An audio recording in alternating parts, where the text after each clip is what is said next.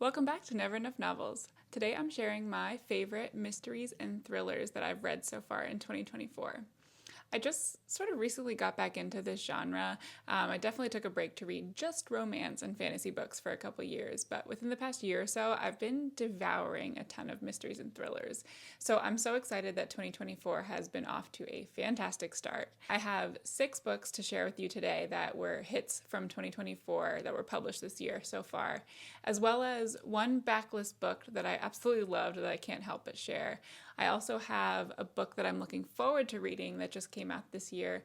And lastly, one book that came out in 2024 that I was so looking forward to, which was actually a huge disappointment. I like to share a mix of books that I loved so that you can find those too, but also ones that I wasn't crazy about, just to make sure that you're only picking books that are actually worth your time. So let's get into my favorite books of the year so far. Up first is What Have You Done by Sherry LaPena. This is a small town murder mystery. So it all starts when a teenage girl is found murdered in one of the local farmers' fields.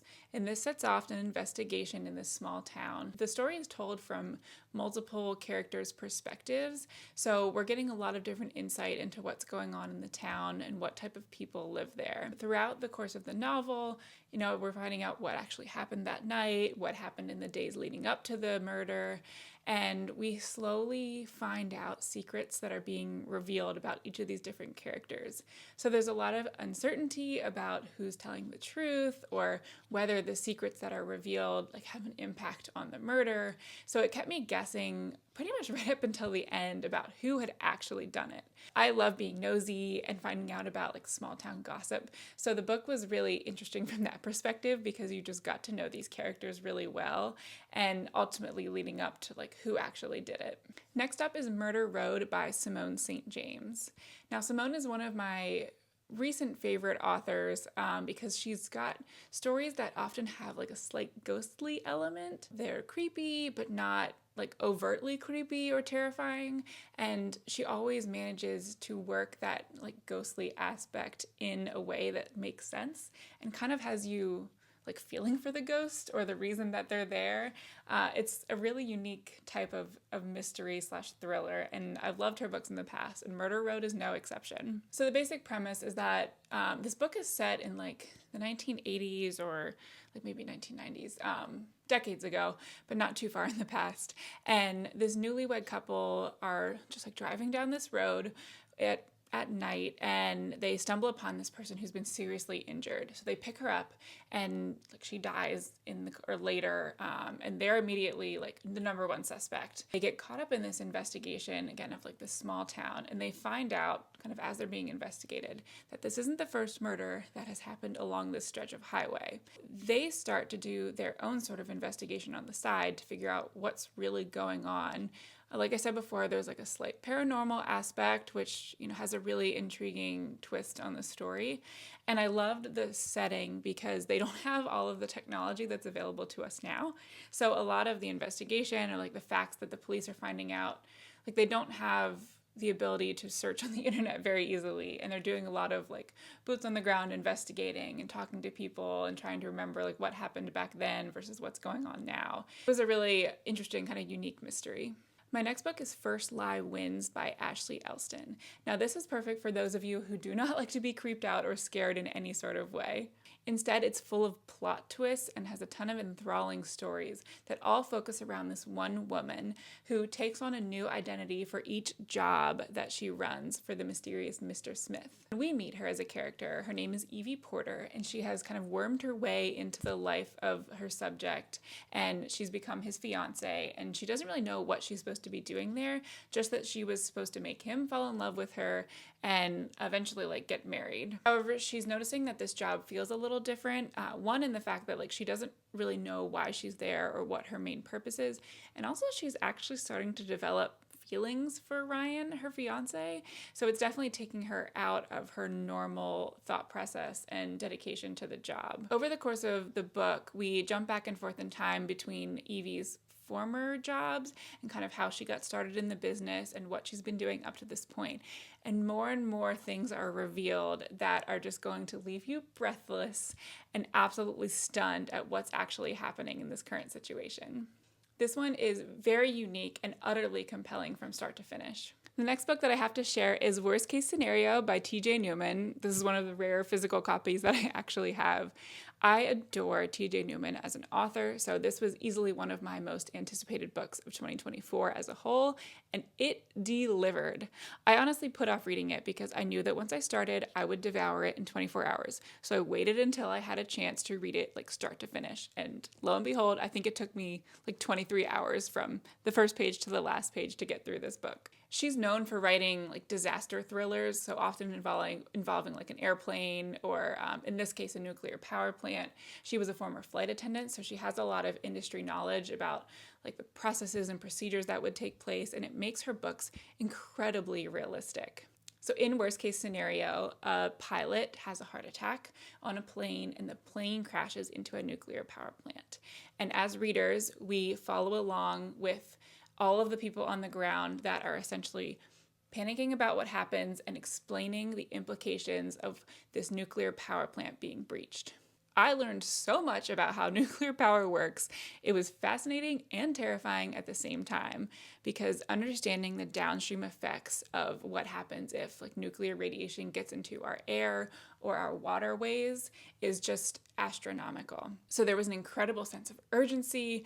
I was flying through pages trying to figure out what would happen and how they would save disaster from striking. She also does an incredible job of bringing in the human element as well. So as with her other books, there are multiple different characters in different parts of essentially the town where the disaster happened. So we had people at the power plant, we had the President of the United States involved, as well as like local firefighters. So it's moms, it's sons, it's grandparents, wives that are all involved in these situations. And we learn about what it goes into making sacrifices that can essentially save America, but are devastating to those who personally know them. I was heartbroken, but hopeful. I just felt so many emotions throughout this book and felt like I was living this scenario right alongside the characters. Probably recommend this as my absolute favorite book of 2024. So if you pick any book from this list, please make it Worst Case Scenario by T.J. Newman. Next up is House of Glass by Sarah Pekkanen. This was one that I read a couple months ago that hooked me from the beginning just because it had a unique nature of like a young child is involved in the story and kind of becomes like a creepy character herself. So we meet our main character Stella when she is enlisted to help as a best interest lawyer in a contentious divorce case. So Stella's job is to basically get to know the family and the young child Rose to understand, as a result of the divorce, like where the best place for Rose to be is. Now, this family went through quite an ordeal, like a couple of months before Stella gets there, because their nanny was pushed from the house and died on the property. So, like, an investigation was done, the case was opened, but all of the suspects, which was basically the family, were cleared and no one was actually charged with the murder. So it was kind of ruled an accident, but there were still a lot of questions about what actually happened. So Stella is getting involved, after the investigation has died down, but it's obviously still a high-profile family. There's definitely something weird going on with each member of the family, including Rose as the daughter. At this point, Rose is not speaking at all as a result of like all of the trauma that she's endured. So Stella's trying to communicate with her in other ways, but she's also noticing just like really strange things that are happening throughout the house. She's creeped out kind of by what's going on, and clearly like the mom and the dad both have secrets that they're hiding, and Rose does as well. I kept tossing and turning, trying to figure out like what was actually going on with this family and this weird house that they all lived in together. It was a ton of fun, kind of a wild ride in a unique scenario where you've got a young child that's both potentially like a murderer, but also someone who clearly needs to be protected. So I love that aspect of it. And book number 6 is called Night Watching by Tracy Sierra.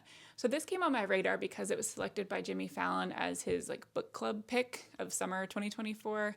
So I was terrified to read it because it's literally a story about a mother who finds a man in her house at night with her and her 2 kids. The first sentence is literally like, there's a man in the house. And from there on, you try and discover like what's happening with this guy, how the mom and her kids are hiding and keeping themselves safe, and then the lengths that the mom goes to try and save them from this threat that's inside of her house. I mean, this is my worst case scenario, like my nightmare come to life. So I went into the book thinking I was going to be absolutely terrified, and there were definitely parts that lived up to that expectation.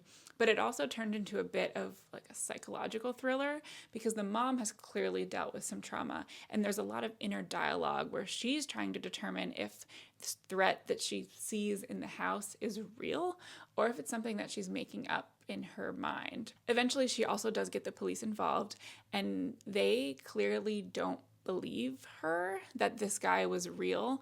And they kind of point out these different circumstances that seem to indicate that what she thought happened like wasn't exactly true. So kind of in the middle of the book, you're wondering if like those beginning scenes with the man in the house actually happened, or if the mom was looking at them with a different lens, and maybe, what we think was there wasn't actually true. But despite this kind of middle of the book where the mom's trying to defend herself, like trying to prove what really happened, we ultimately get to the last couple of chapters where things ramp up quickly. And I was, flying through the book trying to figure out, is this real? Is this not real? Is the threat still there? And then ultimately, like what ends up happening was this crazy conclusion that made the book, honestly, like the end made the book in this case and turned it into like this fascinating thriller that had you on the edge of your seat.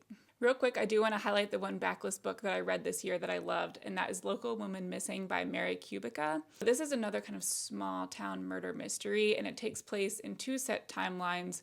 One in current day, when basically we meet a bunch of the different characters. We find out that two women had gone missing in this town like over a decade ago, as well as the daughter of the one woman. In current day, the daughter has been found, and everyone is trying to deal with the implications of what happened to her, where she came from, but also the unknowns of like what has happened to her mother, because there's still no answers about that. Between current day and then going into the past to figure out what happened, kind of the days leading up to their disappearance in the first place, we are slowly unraveling different scenarios between the neighbors that live on the street and like getting to know these women and what actually happened to them all those years ago. The back and forth timeline and the perspectives from the different characters absolutely had me hooked on this from start to finish. This wasn't one of those books where you're waiting for the ending and like some huge reveal. It was honestly captivating from start to finish, and by the time you figured out what had actually happened, it was a really satisfying ending. So this is just a great book all the way through. And then I want to quickly call out the one book that I have on my TBR that I'm really excited to read, which is One Perfect Couple by Ruth Ware. I don't know a ton about it, but I've seen that it's had really good reviews so far, and it involves some sort of mystery with a reality show, which I think those are always fascinating. So I'm really excited to see that aspect of it turned into like a thriller mystery. And finally, let's get to that book that I am not recommending. So it's by Riley Sager, which is so hard for me to admit because I've just recently started going back through all of Riley Sager's backlist books and have been absolutely loving them.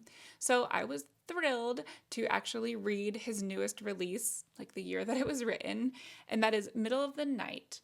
But unfortunately, it didn't quite live up to my expectations from his prior books. So Middle of the Night is supposed to be this kind of haunting tale about our main character who has returned to his childhood home decades after being there for the last time. So when he was a boy, he was sleeping outside one night with his best friend, and his best friend was taken from the tent that they were both sleeping in and never found again. There was this huge investigation about what happened to the boy. Is he still alive somewhere, or was he murdered and just couldn't be found? And this man has obviously like struggled with being right next to him when it happened but not taken. So there was a lot of suspicion on him, on his family, like all of the neighbors that he lived with, but no one ever found out what actually happened. So now he's back at his house. I think he's now in like his late 30s or early 40s, still obviously struggling with this trauma from his childhood. And he starts doing some more investigating into what happened that night. There was supposed to be kind of like a paranormal, creepy aspect where like maybe the boy came back as a ghost and is now trying to explain to him what happened. But ultimately, this just moved really slow. And you're kind of waiting and waiting for this build up to try and figure out like what happened to him all those years ago. And I mean, that was revealed at the end, but it didn't feel like the payoff or like the ultimate like explanation about what happened was worth this kind of slog through pages and pages and pages of everyone speculating and trying to figure out what actually happened. Riley Sager's books have always felt to me like very exciting and fast-paced.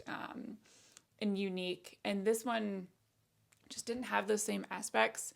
So if you don't mind a slow burn mystery and you're, curious to see what could have happened like between those kids all those years ago, this might be a good one to pick up. But honestly, there's so many other books, like even that I've highlighted in this video, that are worth it the whole way through. So they have that great payoff at the end. Plus, you're not wasting your time just reading through the regular plot points. So I hope you found some new books to read. I cannot wait to see what the rest of 2024 has to bring. If you want to see more of my book recommendations from all genres for the best of 2024 so far, check out this video here, and make sure you hit like and subscribe to keep an eye on my videos in the future.